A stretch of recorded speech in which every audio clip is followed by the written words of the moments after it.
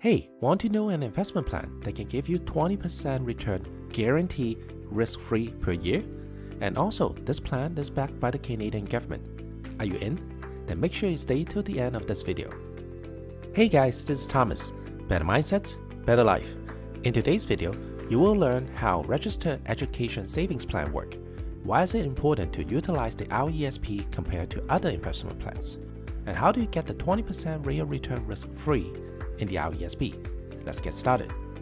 We always want to give our best to our family, especially on our kids' education. Even though, compared to 50 years ago, going to post-secondary was not as glorious as before, there is a growing consensus among Canadians that high school completion is merely the prerequisite. The good news is that Canadians who pursue post-secondary education indeed do much better financially in the long run. So how much does education cost nowadays? Do you have any idea what it's going to cost you to send your kids to college in the near future? According to Statistics Canada, in 2020, an average local post-secondary school will cost around $11,000 to $21,000 per year. An average degree usually takes 4 years to complete, then this will cost you at least $40,000 today. And these costs only refer to the tuition, textbook, rent, and food costs, not mentioning transportation or extracurricular. And the bad news is, in 17 years later, the average cost will be 35% more because of inflation. It will range from $70,000 to $120,000 for a 4-year program. So who is paying the bill? It's neither the parents that have to come up to pay for the tuition, or the kids have to work part-time or take out a student loan and graduate with a heavy debt. And speaking of student loan, the Canadian Federation of Students estimates that average student debt is more than $28,000 today. And according to the Canadian Student Loan Program, most students take 10 years to pay off their loans, which means if Tom graduates from college at age 22 with a student loan, he won't be able to do any major buying decisions such as his first home until age 32 or later. Most likely, Tom will not save enough for his kids' education by then, and the hamster wheel begins. It is important to do something now because time is on your side. One of the best ways to save for your kids' future education is through the RESP program. Registered Education Savings Plan, short for RESP, started in 1972 and modified in 1998 to include a grant from the government, designed to help you save for a child's post-secondary education. Like tax-free saving accounts or registered retirement savings plan, RESP not only can grow with a tax advantage, but the government also gives free money.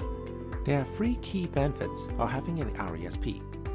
For every dollar that you put into the RESP, the government will give you 20% bonus up to $500 per year and a maximum of $7,200 lifetime.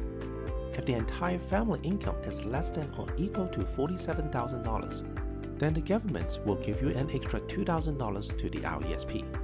So working the math backward, if a family can invest $2,500 a year to maximize the bonus, there will be $3,000 per year invested into the plan.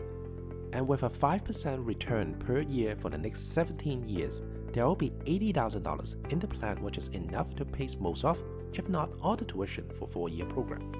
Even with $100 per month contribution, with the power of compounding, an average 5% return per year will still give you $40,000 in 17 years.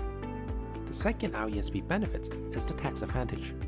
During the saving phase, the growth on the investment is all tax sheltered, meaning no need to pay tax immediately on the gain or interest. And when the kid is ready to go to post-secondary, the RESP withdrawal is considered taxable income on the kid, which is minimal or even no tax consequences. The last key benefit is the plan's flexibility. The contributor is flexible. It can be the parents, other relatives, or grandparents who wants to give this as a gift. The ideal start time of an RESP is when the kid is still in his first stroller, but any time is still good as you can catch up on the bonus. The investment choice is flexible too. You can invest in saving, bonds, mutual fund, ETFs, stocks, and etc., depending on your risk and return. If the kids do not want to go to school at age 18 yet, the RESP can last for 36 years, so they have plenty of time to decide. Or they can transfer the money to their siblings. Or if no one goes to school, the RESP plan can roll back to the parents' RRSP, but the grant has to return back to the government.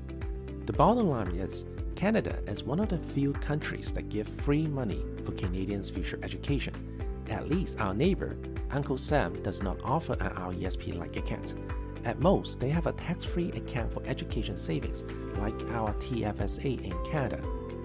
I know it's difficult to put more money aside given the current situation, but even if you're in a tight budget, it's still a smart move to open a registered education savings plan for your child. For every dollar that you put in there, the government will match it 20%. There's no other investment that gives you 20% return guarantee. Next week, I will share where should you start your RESP then. Do you leave it with the banks or into a scholarship dealer? If you like this video, don't forget to smash that subscribe and the like button. Your support really means a lot to me.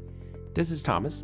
If you want to learn how money works and how you want to work with money, then I'll see you next week. Bye guys!